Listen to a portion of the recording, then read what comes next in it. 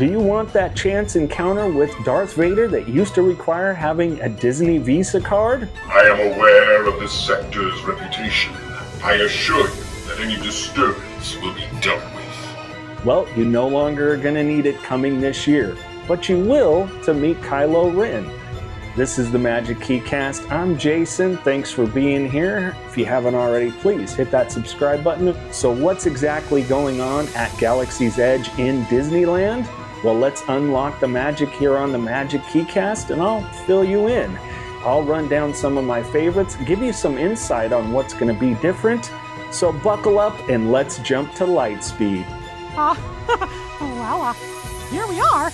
Disney has announced that Star Wars Galaxy's Edge at Disneyland is making some big changes since it first opened.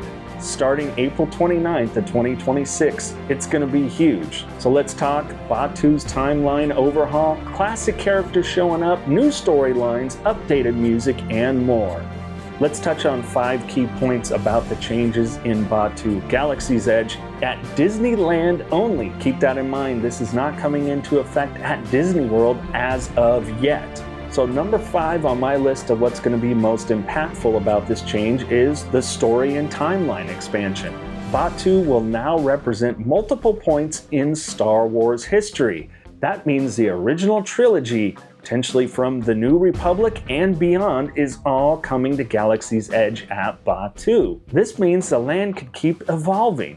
Not just patchwork updates, but real narrative growth over time, which I'm excited for because what could we get? Well, additional integration from more Star Wars movies coming out, much more celebration of the past, being that, well, you know, Star Wars did come out in 1977, and that's not that far away from having a big anniversary. So what could that mean down the line in Batuu? My perspective, deeper immersion. What about shopping and experience refreshes? Galaxy's Edge isn't just characters and rides. Plenty of shops are getting a story facelift too. The First Order cargo bay becomes Black Spire Surplus, a military salvage storage with artifacts from all eras of Star Wars. This is something we've been asking for a long time. It's not that I don't like Kylo Ren and I'm not into the First Order, but give me stuff from the Galactic Empire as well, and the old school Rebels. Another cool aspect is that Doc Ondar's Den of Antiquities is going to get a little revamp as well.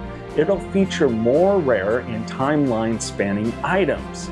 Plus, the Droid Depot will now be run by an earlier generation of the Naboo family, offering various prototype droids, hopefully re-sparking an interest in going into the Droid Depot. And don't forget Savvy's Workshop, where you can build your own lightsaber.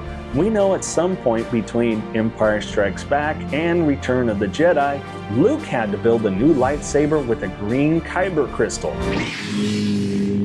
It's been shared that you shouldn't be surprised if you see Luke Skywalker from that era wandering around Savvy's Workshop. One big change that is coming to both Disneyland and Disney World's Galaxy's Edge is the revamping of story in Millennium Falcon Smugglers Run. This is something many of us have been wanting. We want different missions. Hey Disney, get a clue. We want to make the trench run on the Death Star. But I am excited for this new story for the Mandalorian and Grogu. It's supposed to take effect in May of 2026, where the Mandalorian, Grogu, and Hondo Ohnaka, well, they've got to venture across some different areas, including Tatooine, Bespin, and so on. Plus, they're retooling the ride itself, so every role feels more meaningful. That means the gunner, the pilot, and the engineer all feel the thrill of the ride, and your duty on the ride is more impactful. And if I was ranking these, the number 2 most impactful thing that I am excited to have come to Galaxy's Edge is the brilliant music of John Williams. Okay, that's enough. You know the music. Think about this. Galaxy's Edge is ditching silence and the ambient sounds for full-on Star Wars anthems. For the first time, iconic themes from John Williams will be in Galaxy's Edge, including the main title theme, the Force theme, and even the Cantina band. Which should be pretty cool to have playing across the land.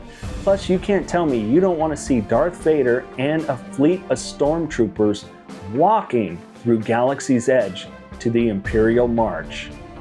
Now, the number one most impactful change coming to Galaxy's Edge in Disneyland, in my opinion, is the classic Star Wars characters in Batuu.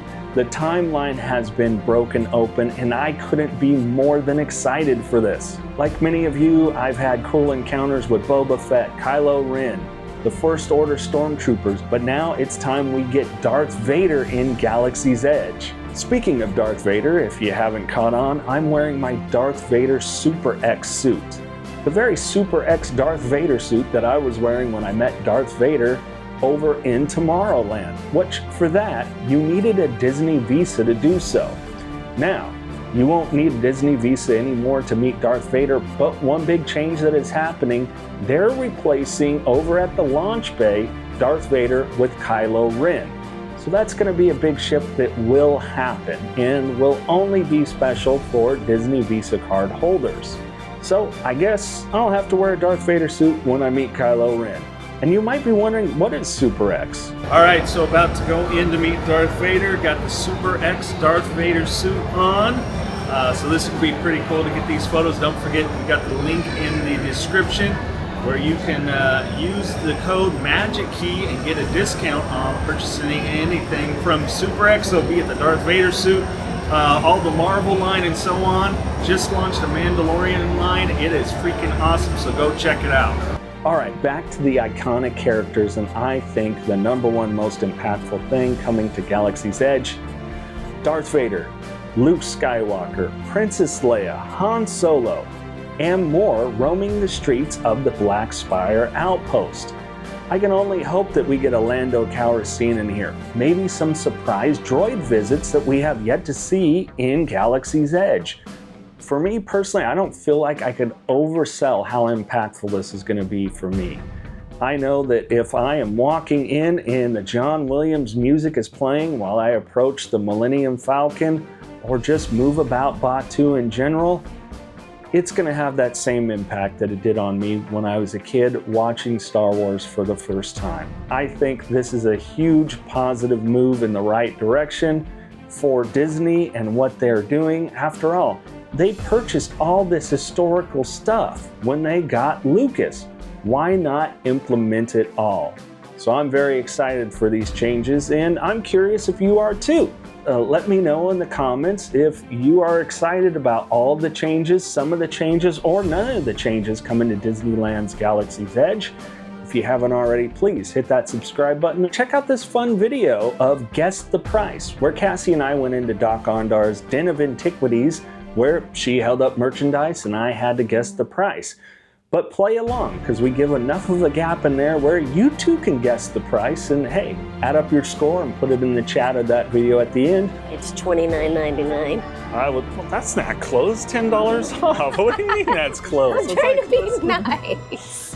Or click the other video where we share our experience from Star Wars Night in 2025. Thanks for checking out the Magic Keycast. Keep unlocking the magic. If you're looking to go in 2026 to Disneyland, Disney World, or even the Universal Parks, or maybe explore a cruise, contact our friends at Getaway today. All you have to do is click the link in the description if you want to explore booking a trip online. Or if you want the best service in the business for the people that are going to get you the best deals to maximize the joy of your trip, give them a call at 1-855-GETAWAY. That's 1-855-GETAWAY, and tell them the Magic Keycast sent you.